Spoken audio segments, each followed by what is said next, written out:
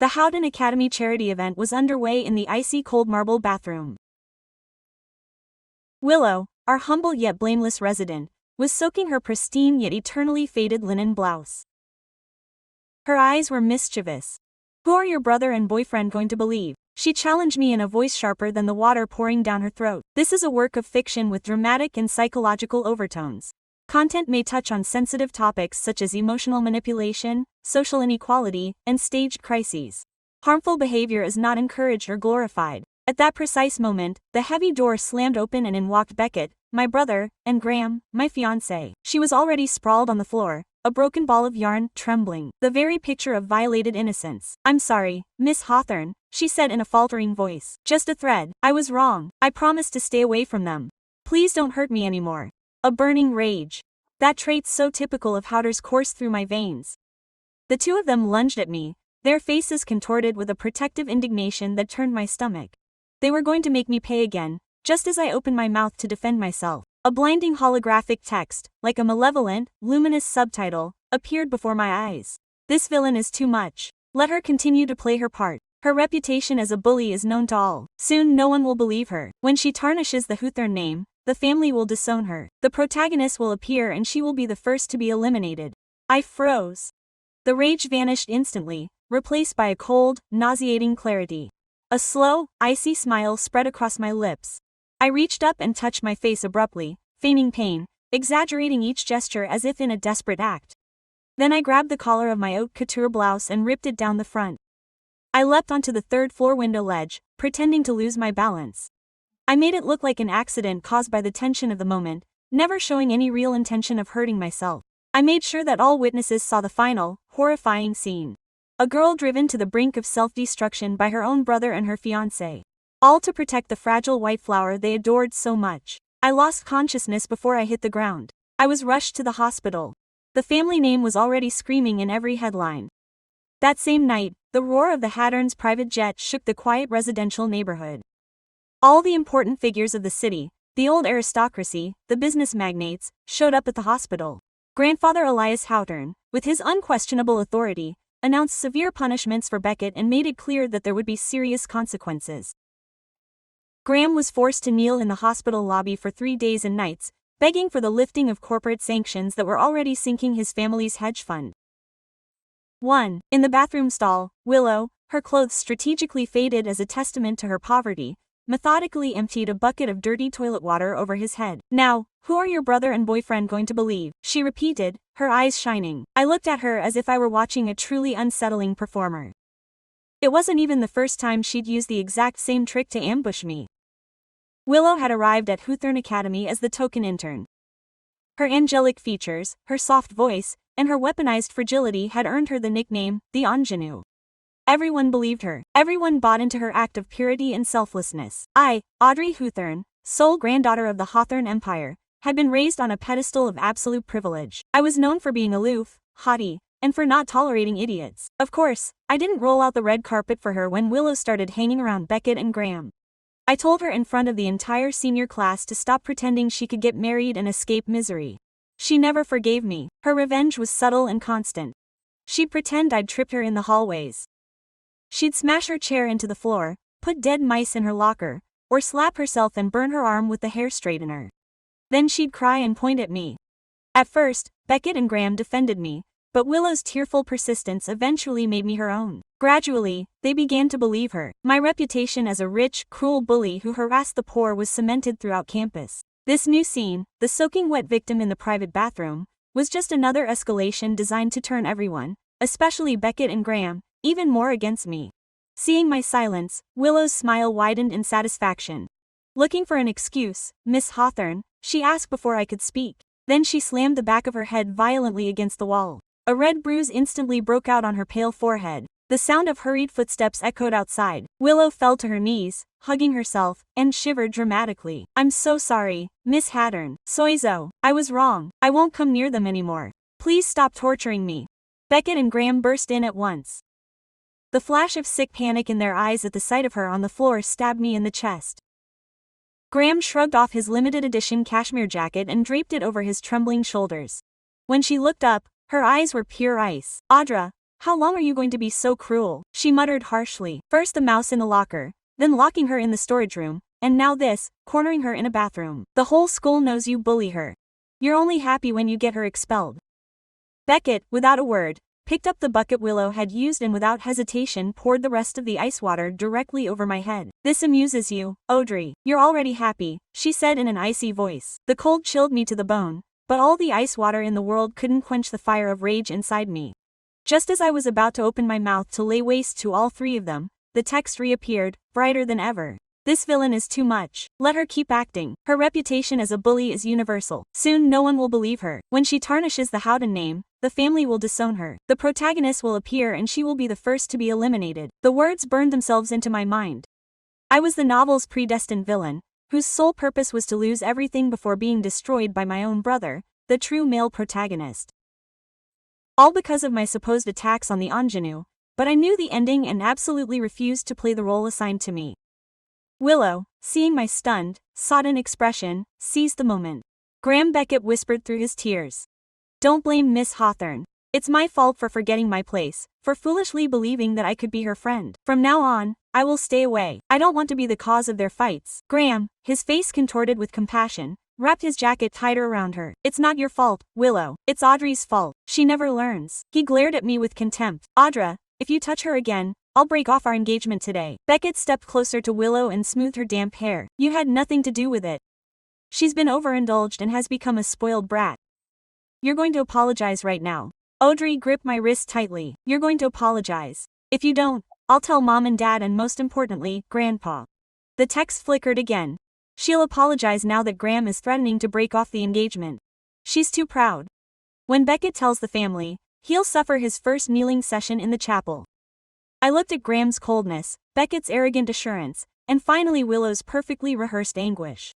I jerked away sharply, hard enough to be noticeable. I slapped my cheek with an open palm. The sound echoed in the bathroom.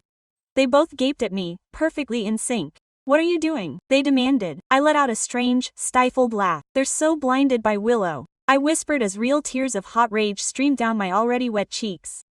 Do you really think I haven't been set up? Well, now you're going to get a taste of your own medicine, dear brother and soon-to-be ex-boyfriend. I threw my hands up in anger and pretended to struggle with myself, leaving fake marks on my skin as part of a carefully staged scene. I knew exactly how to impress without actually hurting myself. All that mattered was the spectacle. They lunged at me as I was faster. I scrambled up onto the window ledge, tore off the remains of my torn blouse, and screamed at the top of my lungs. Oh, Willow, Beckett, Graham, I'm so sorry, I'm sorry, stop hitting me, stop it. Within seconds, a crowd had gathered just outside the window. They saw me soaking wet, shaking, my face covered in hideous bruises, standing precariously on the edge of the ledge. Real tears, mixed with shock, streamed down my cheeks. I was performing for the largest audience I'd ever had. Oh, God, Beckett, Graham, I really wasn't. I touched it. She poured the water over herself, put the mouse in the bag. That was it. It's a lie. She set me up. I screamed. I know no one will believe me, but if I have to die for them to finally see the truth, so be it. I reached out, grabbed their hands, and pulled them towards me with a cold, desperate, completely insane smile. Now they're going to feel exactly what I felt. Wait and see. Beckett snorted, trying to maintain control of a situation that was slipping away from him. I'm not buying it, Audra. You're not really going to jump. He jerked my hand away. That was the signal. I lost my balance at the exact same moment. As I fell, I let out a perfectly rehearsed scream. Oh, please don't push me. I don't know if I fell or I threw myself, but everything was calculated. Every angle, every word, every witness. As I fell, I saw the identical expressions of absolute terror on the faces of Beckett and Graham as they watched from the window frame. The fall happened right at the class change. A huge crowd gathered instantly. What happened to Audrey Hawthorne? Why did she jump? I was there. I heard her screaming that Willow had set her up and begging Beckett and Graham to stop beating her. But if they are her own brother and her fiancé, why would they do such a thing? And Audrey is so proud, she would never jump for no reason. I think I heard her scream, "Don't push me." Everyone looked at my visibly battered face and the soggy, torn remains of my clothes. Audrey Hawthorne, the spoiled tyrant, was untouchable. No one would dare touch her. The only logical explanation to them was that someone had pushed her to the limit. I woke up to a constant beeping and a white light drilling into my eyelids. The smell of disinfectant was cold, as if trying to erase any trace of what had happened. It took me a few seconds to remember why I was there. Then, like a corrosive wave, the image of the windowsill returned. Beckett and Graham's faces were frozen in horror and the emptiness beneath my feet. I tried to move, but a sharp pain in my side stopped me. My left arm was bandaged, my lip split, and a stiff collar immobilized my neck. A middle-aged nurse with gray hair tied back in a bun watched me from the foot of the bed. She didn't say anything, just wrote something on her clipboard and left in silence. A few minutes later, the door opened with a controlled sigh. My grandfather, Elias Hawthorne, entered, leaning on his dark wooden cane with a silver wolf's head, steely gray eyes, a face marked by age and absolute power, his suit impeccable, even in the early hours. There was no compassion in his gaze, not even anger, only calculation. "Audrey," he said in that deep voice that turned any room into a boardroom. "You survived." I didn't know if it was congratulations or reproach. I didn't answer. He moved to the edge of the bed without sitting down. He kept his distance. "The press is unleashed. The names Thorne, Graham and Fitzgerald are all over the front pages. Speculation, accusations, victimization." He paused briefly, but no one spoke. "Do you understand?" I nodded slightly. He understood perfectly. "You will not make any statements," he continued. "You will not mention Willow, or your brother, or your fiancé. If anyone asks, you will say you fell from stress. Full stop." My throat burned. I wanted to scream that it had not been stress, that it had been strategy, that it was my way of breaking a script that I no longer accepted. But his gaze was made of granite. He was 82 years old and still imposed silence without raising his voice. "If you speak," he added, "the family will protect you from yourself." When he went out, leaving me in the sterile solitude of the hospital, I understood that I had won the battle, but not the war. A shadow appeared in the hallway window. Long dark hair, fixed gaze. Willow did not come in, only watched from a distance as if assessing the remains of a fire. I could not speak, I could barely move without pain, but something in me remained intact. The will would not let her rewrite my ending. No, this time I took a deep breath and in the silence of that room I made my oath. When I got out of that bed I would not seek revenge, I would seek justice, and this time I would do it in broad daylight. Returning to Hawthorne Academy was like returning to the scene of a crime, being at once victim, suspect and witness. The headmaster had proposed a gradual reinstatement. My grandfather dismissed it as a personal insult, so I returned to the school I had always been in, my uniform spotless, my shirt hiding the bandages on my arm and a faint purple mark under my left eye that had not yet completely disappeared. My neck ached if I turned too quickly. I walked more slowly, but my back was just as straight. I didn't need to look to know that everyone was watching me. Word drifted through the corridors like fog. "It's true that she tried. They say Willow saw her fall. Poor Beckett, he must be devastated." Graham seemed devastated during the interview. 2 weeks had passed since the fall. Management had issued a vague statement about a sensitive incident and offered psychological support, as if tissues would fix anything. No one mentioned names, but everyone knew. Beckett and Graham were gone. Temporary absence, the system said. No further explanation was needed. Willow, on the other hand, had returned 2 days before me. She was dressed even more discreetly than usual. Cream sweater, hand-knitted, long skirt, perfect braid. The dark circles under her eyes were calculated to the millimeter. She greeted me humbly. She sat in the front row. She whispered, "Thank you." When someone offered her a pen or a kind word, she had perfected her role. I no longer played mine. I walked alone, ate alone, listened silently, unresponsive to stares until Leon Ortega approached. He was a senior like me, but we had never spoken. Dark, thin, dark hair, always a little unruly, eyes deep as ink wells, no beard but with the shadow of what would one day be a full beard. He dressed as if he didn't care, though every wrinkle seemed deliberate. Editor of the student newsletter, fierce journalist, disguised as a cynic, he intercepted me by the fountain in the courtyard where I pretended to check my schedule. Thorne said bluntly, "You have a story. I want to hear it." "I have nothing to say, liar, but I respect it." He raised his hands in a sign of peace. "I'm not an idiot or a devotee of Willow, for what it's worth. It smells bad in here, and when something smells bad, I follow the smell." I didn't answer. I walked away. He didn't follow. He just added in a calm voice, "Whenever you want to talk, you know where I am. Press club office between the biology lab and the drama room, always open." In modern history class, a folded piece of paper landed on my desk. No signature, just 2 lines in blue ink. I was in the garden. I saw what really happened. "You are not alone." My heart pounded. I looked around, but everyone seemed engrossed in the chalkboard or pretending to be. For the first time in days I didn't feel like a ghost. Not even 24 hours had passed when I found the second note. This time in my locker, perfectly folded paper with no return address. "Don't trust silences. Sometimes they scream louder than words." I put it in my inside jacket pocket. It wasn't a threat, it was an open door. Willow walked down the hallway with measured steps, as if every gesture was rehearsed. Straight ash blonde hair, pulled back in a low ponytail, flawless, pale skin that looked like porcelain. It looked as if a breath had blown her away, would break. But I knew what was behind that mask. Now I pretended to take notes in the library, surrounded by sympathetic faces. When we crossed paths, she would tilt her head in feigned concern. I responded with the same indifference one would give to a mannequin. Classes were conducted under an invisible tension.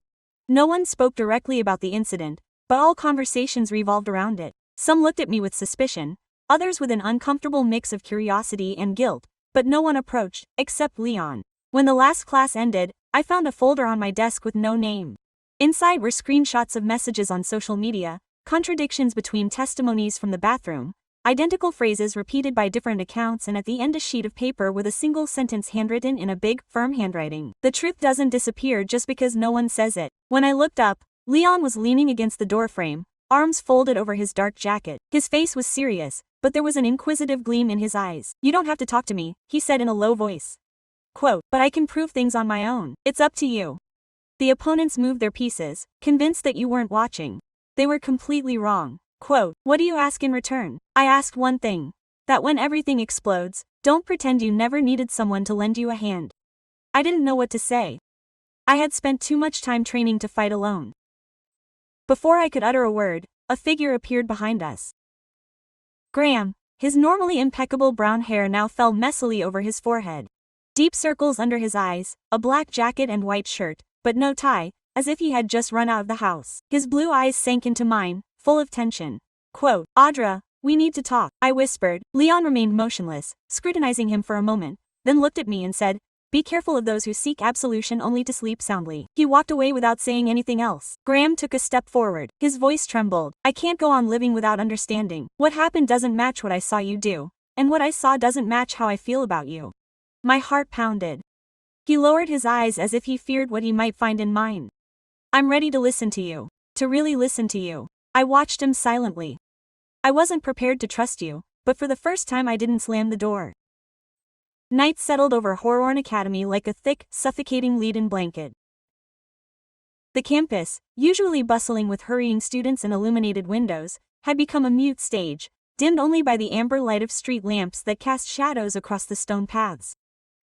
I walked alone to the side garden, where the trees stood like forgotten sentinels.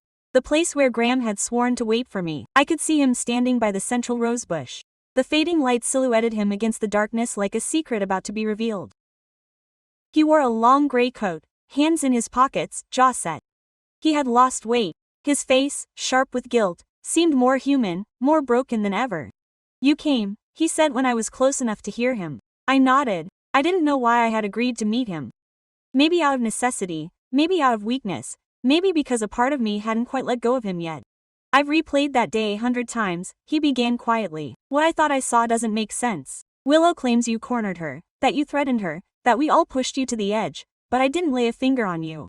His words came out hoarse, as if he had trouble getting them out of his chest. I stared at him, his hair disheveled, his beard several days old, making him look older or simply exhausted. "You didn't defend her either," I told her off. He looked me straight in the eye with those crystal blue eyes that had once bewitched half the school. This time there was no seduction, just pure regret. "I didn't want to believe that you were capable of hurting her, but after seeing you lying on the bathroom floor, I couldn't stop wondering if it was all a big lie or if the lie was what I had believed for years." I crossed my arms to keep from shivering. The cold of the garden seeped through my clothes, but I stood my ground. "What do you think now, Graham? I believe that I failed you and that this guilt will haunt me much more than any scandal." There was only silence afterward. The kind of silence that cuts deeper than any scream. "I didn't come to apologize," I said at last. "I came because I need to understand why. Of all those who swore to take care of me, you were the one who turned away from me the quickest." "Because I was afraid," he confessed. He closed his eyes for a second. "Afraid of making a mistake, afraid of feeling the wrong thing, because when I saw you on the floor, all I thought was that I couldn't lose you." I took a step toward him,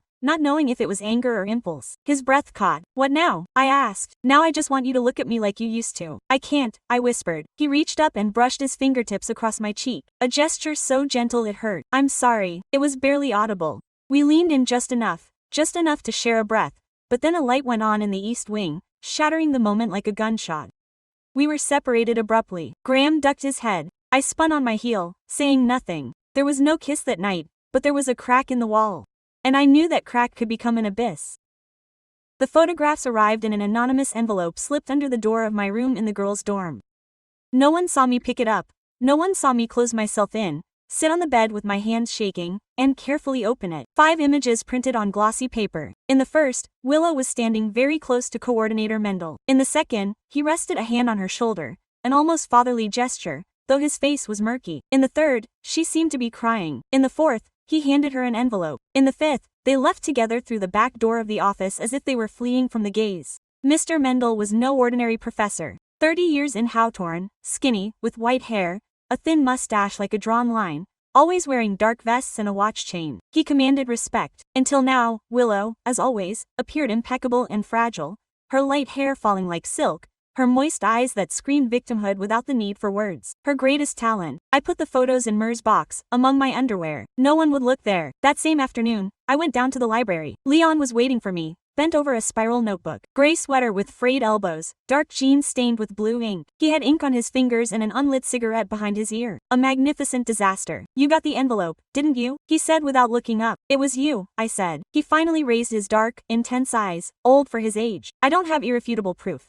but those photos are from the same week that Mendel requested a direct sanction against you without going through a committee. They always investigated before. Not this time. I sat down across from him and crossed my arms. What are you really looking for, Leon? For the curtain to fall. The Academy sells excellence, but it breeds manipulation. Willow isn't the only untouchable. There are many favorites and you were the ideal scapegoat. I kept quiet for a moment. I'm not going to use them yet, I said. Exposing them only to her isn't enough. I want to know why they're shielding her. Who benefits? Quote. She smiled sideways, almost slyly. Now you really do speak like a real Hawthorne. A hurried click of heels interrupted us. Sarah Hill, prefect, pale, braids on both sides. Face of emergency. Audra, Mendel wants you. He says it's urgent. Leon and I exchanged a look of warning. Tell him I'm coming now, I replied. Sarah left. Before I left, Leon handed me a folded piece of paper. If you're not back in an hour, I'll make it public. I put it in my inside jacket pocket and smiled for the first time in days. Then, I better not get caught. Mendel's office smelled of old wood, old leather and cold coffee. The half-open blinds gave the place a conspiratorial air. Shelves full of files covered the walls like mute witnesses. He stood by his desk, hands behind his back, impeccable dark gray suit, angular face, sharp white mustache, a look that would have given me before, stuttering at anyone. Not me anymore. Odd said without inviting me to sit down. Thank you for coming so quickly. They told me it was urgent. He nodded and looked down for a second. The Academic Council has requested that your file be closed permanently. No reopening of the investigation into the bathroom incident. In exchange, they are offering you full reinstatement and an impeccable letter of recommendation. He paused. I studied him. He didn't seem happy saying it. And I suppose they expect me to thank them, I said. They expect your silence. The air thickened even more. Why her? I shot. What is it about Willow that makes everyone fall so far behind protecting her? He tensed slightly, but I noticed it. A twitch in his jaw. Willow has godparents, he finally answered. Very important donors. Names that carry more weight than yours. Even the Hawthornes. That was a cheap and elegant blow. And you? I insisted without sweetness. What is your price? I thought he would throw me out, but he sighed and surprisingly he sat down. It's not that simple, he said. Sometimes you protect what you can, sometimes you just survive. I left there with no promises, but with one certainty. If even Mendel hesitated, the board could still be turned. The next day I entered the main dining hall. This time I didn't sit alone. This time I went looking for Willow. I found her surrounded by 2 first-year students and a second-year prefect. Her hollow smile vanished as soon as she saw me arrive. Willow, I said without taking my eyes off her, can we talk for a moment? The others retreated as if someone had dimmed the lights. We were left alone at the table. She kept her posture impeccable, like a fine china figurine. I thought you'd learned to keep your distance by now, she murmured. And I thought you played better than this, I said silently. I watched her carefully. Even beneath her mask of candor there were small details. A pulsing oatmeal in the 100. A slight tremor. I'm going to recant in public, I announced. I'll forgive you. I'll say it was all a misunderstanding and that I'm ready to let go of the past. His eyes narrowed slightly. Mistrust, uncertainty. Why? Because heroes don't hold grudges, I added with a soft smile. And now you desperately need someone to help you clean up your act. Especially when you're so alone. Willow didn't answer, but her fingers trembled around her teacup. She understood perfectly. She was losing control, and it horrified her. That same night, in the garden pavilion, Graham discovered me sitting under the oldest willow tree on campus. His voice was low as he approached. What are you doing here, Audra? Buying time, I replied, feigning defeat, so they'll think I'm no longer dangerous. Graham sat down next to me. His presence was warm. He wasn't the same person who had accused me without hesitation. His face was still drawn, but there was something different now. Resolve. You're destroying her, aren't you? I stared at him without blinking. I'm dismantling the stage so no one else has to play that role. He nodded. Then he looked at me with a tenderness that hurt. And who are you when you're not pretending? I wanted to tell him 1,000 things, but I just rested my head on his shoulder and closed my eyes for the first time without calculating moves, just feeling. At 7:15 in the morning, the campus was still floating in a light fog, as if the world was holding its breath before the explosion. I stood in front of the humanities building, my hands frozen by the autumn wind. In my pocket, my cell phone vibrated once. New notification. Leon Ortega had published something. The headline was brief and to the point. The truth doesn't ask for permission. Below it was an article signed by a synonym. It didn't name anyone directly, but anyone who knew the facts understood it all. A student from an influential family had systematically manipulated the administration, using her close connections to senior staff to alter disciplinary reports, interfere in academic decisions, and silence those who dared to contradict her version of events. The attachments included authentic excerpts from leaked emails between Mr. Mendel and the academic council, including screenshots of Willow instructing a prefect on what to say if questioned about what had happened in the toilets. It wasn't a bomb, it was a surgical demolition. I walked to the student newspaper headquarters, my heart pounding as if I had explosives inside my chest. Leon sat there at a table, biting into an apple as if he hadn't just shaken the foundations of the entire institution. He was wearing a worn denim jacket, jeans, and a scarf that was awkwardly wrapped and didn't match anything. His black hair was still unkempt, and his boots were covered in dried mud. "Do you realize what you've just done?" I asked. "Of course, you didn't," I replied with a sarcastic smile. I closed the door behind me. "How did you get those emails?" He shrugged. "There are prefects with a conscience and teachers who hate to obey blindly. When someone like Mendel feels untouchable, he always leaves traces." I leaned against the wall with my arms crossed. "This will expose her and everyone else." "That was exactly the point," he said calmly. "But I didn't put your name or hers, there's no need. The pieces fit together by themselves and the masks fall off by themselves." There was something in his gaze that wasn't arrogance. It was absolute confidence that facts alone carry weight enough. I found myself wondering how long ago I had trusted him almost as much as I trusted myself. Leon stood up, put the half-eaten apple on a filing cabinet, and Graham knows what's coming. I haven't said it yet. He doesn't need to. The article will speak for everyone. That same afternoon, Graham found me on the steps of the main hall. I was sitting on the top step watching the clouds drift between the pines. He stopped in front of me with a serious expression. His uniform was bare, his shirt collar slightly open. His blue eyes seemed clouded by something other than the gray sky. "It was you," he said. "You caused it all." I nodded without hiding it. "I'm not going to ask you to side with me," I added. "But I won't continue to be a shadow in a story written by others." He sat down silently beside me. After a few minutes, his hand brushed mine, not eagerly, but as if he were remembering that it was still there. "I believed in her," he whispered. "I wanted to believe because it was easier than admitting that I had failed you." I turned my face toward him. He wasn't asking for forgiveness. He was asking for a new beginning, and for the first time I thought that perhaps it was possible. The next day, Hawthorne Academy woke up in flames, not literally, but worse. Distrust. The hallways, usually neat and silent like a museum of ancient power, were alive with suppressed murmurs, averted glances. Leon's article had acted like an explosive, buried beneath the marble, without a bang, but with irreparable cracks in every institutional column. Willow didn't show up for any of the classes. Some said she was sick, others that she had been summoned to the office on a delicate matter. No one dared say it out loud. She was no longer the blameless victim. Doubt, that treacherous spark, had ignited. I was in the study room when the message arrived. "Grandpa Elias wants to see you today in the private office of the library." I knew it instantly. It wasn't a chat, it was damage control. The secret office was behind the European history section, hidden behind a mobile bookcase that few knew about. Upon entering, it smelled of old leather and expensive whiskey. The walls displayed portraits of male Hawthornes, all with the same implacable expression of someone who never negotiates. Elias stood waiting, leaning on his silver cane. His gray eyes were sharp as blades. "I warned you to be quiet," he said without preamble.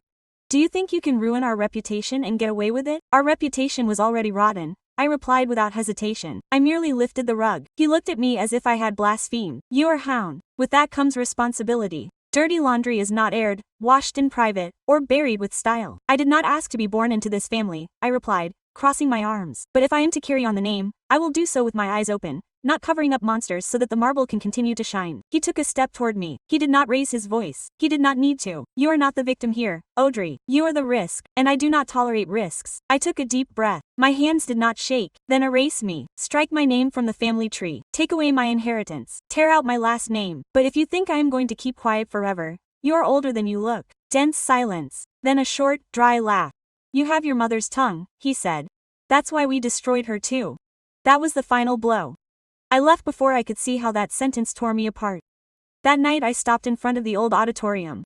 The lights were on. A play was being rehearsed on stage, but I barely registered them. Graham appeared between the empty seats and walked toward me without saying anything. He simply sat down next to me in the shadows. What did he tell you? He asked after a few minutes. That I'm a liability and that I look like my mother. Graham ran his hand through his dark hair. It was a little shorter now, as if he wanted to cut off the past too. His intense eyes searched for me in the darkness. And now what are you going to do? I won't be a liability, I replied. I will be a threat, but not to him. To the entire system that allowed this to happen. Silence. Then he leaned toward me. It wasn't a kiss yet, but it was a promise. So you won't do it alone. On Monday morning, before the bell, the administration sent a brief and unvarnished announcement to all students and faculty at Hawthorne.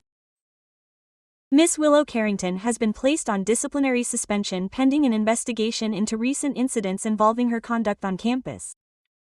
The investigation is ongoing. No further comment was needed. The air in the hallways was thick with murmurs. Willow had been tried, and without her shield of perfection she was nowhere to be found, neither in class, nor in the dining hall, nor in the garden where she used to pretend to read innocently. Her absence shouted her presence louder than ever.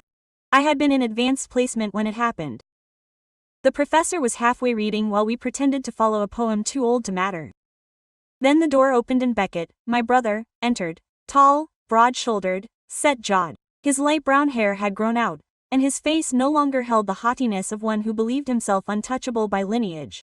He arrived looking exhausted, though with a firm step. He was wearing his official uniform, but he had deliberately removed his family crest from his chest, a small gesture, but it spoke for itself. The entire room fell silent. Even the professor counted. Mr. Hawthorne? Someone asked, taken aback. Beckett did not answer. He moved between the rows of tables until he stopped next to mine. He looked at me directly, without shields, without excuses. Can we talk for a moment? He whispered barely. I nodded. We left the classroom, followed by dozens of eyes fixed on our backs. We stopped before the windows of the north corridor, where the midday light spilled cleanly across the shiny marble. Beckett was slow to speak. He rubbed the back of his neck uncomfortably. I read the article. I saw everything you published. You didn't have to do that, he said. Not for me. I looked at him. It was the same brother with whom I had shared childhood pranks, the one who later cornered me without letting me explain. And yet she was standing there in front of me. I did it for myself, I replied. And because someone had to stop her. She lowered her head for a moment and nodded slowly. Her honey-colored eyes clouded with something that seemed like genuine remorse. I was wrong, Audrey. From day one, I failed you. It was easier to point the finger at you than to admit that I had cheated on her. Willow manipulated you, I said without sugarcoating anything, but you handed her the reins. Heavy silence. Then she looked up again. I am prepared to say everything out loud in front of the council, in front of anyone necessary. If you want it, I will. I had not expected it, but I did not hold back either. I had learned that some wounds heal better without revenge. Just tell the truth. Do it for yourself, I told her. Not for me or for the name. That same afternoon, Graham found me in the study room, completely empty at that hour. He had a book under his arm, but it was obvious that he had not come to read. He sat down across from me without asking permission. I heard about Beckett, she said, and I suppose it bothers you that I wasn't the first to crawl over and apologize to you. She smiled that tired half-moon smile that was already familiar to me. I didn't come to apologize today, she said. I came to ask if you're ready to start something that has nothing to do with old scars. Her eyes were still the same intense blue, but they were no longer icy and closed. And I do tell you that I'm not ready yet, I murmured. Then I'll wait, she said. She simply paused, lowering her gaze, but not for long. She stood up. Before she left a small envelope on the table. I opened it after she was gone. Inside was a handwritten note. When you're ready, tell me what story you want to write now, and we'll write it together. For the first time, the idea of a future didn't terrify me.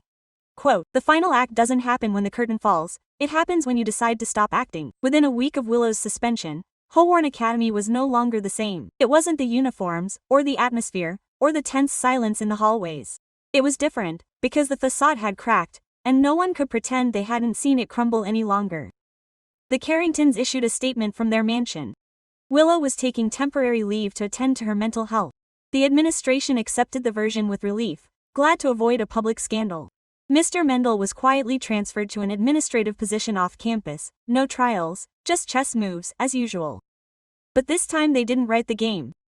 At the monthly assembly, the newly formed Student Ethics Committee, a project that the students had pushed for and the administration had reluctantly approved, had its first speaking hour. Everyone looked at me. I took the stage in regulation uniform, but without the Hawthorne crest on my chest. I had torn out days before and I wasn't planning on sewing it back together. Good morning, I began in a clear voice. My name is Audrey. I don't need any more last names for now. There was a faint murmur.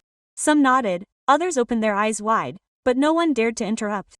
For years they taught us here that certain voices carry more weight than others, that a last name can justify anything, that a well-groomed appearance is worth more than facts. I took a deep breath, but the truth carries no shield or lineage. It just needs someone to dare not to silence it. I didn't mention Willow by name. I didn't talk about the bathroom, or the fall, or the pain. It wasn't necessary. Everyone knew. And this time I wasn't looking for scandal. I was looking for change. When I went downstairs, Leon was waiting for me backstage. He had his camera hanging from his neck and his worn jacket now adorned with a button that said, "Censorship kills." Quote, Justice didn't hand me the next issue of the student newspaper. On the cover, when the marble cracks, the light comes in. I smiled. Later, in center field, Graham was waiting for me by the usual willow tree, his hands in his pockets, his hair tousled by the wind. "Are you done toppling empires?" he asked, seeing me. "Only those who deserved it," I replied. He approached without hesitation, without fear. He took my hand and I didn't let go. "I don't want this to be an epilogue," he said. "I want it to be chapter 1. I kissed him not as a refuge, nor as a punishment, nor as an escape. I kissed him as someone who finally knew who he was and no longer needed to justify it. That same day I sent a letter to the family lawyer. Audrey Hawthorne hereby requests that her last name be removed from all official records related to the trust. She expressly renounces any economic or social benefit derived from said inheritance. I didn't do it out of hatred, I did it for peace. I knew that the name would still haunt me in certain circles, but now it was up to me to decide when and how to carry it on. My story didn't end there, but this part did, and I closed it with the certainty that the strongest legacy is not the one that is left to you, but the one that you build with your own hands.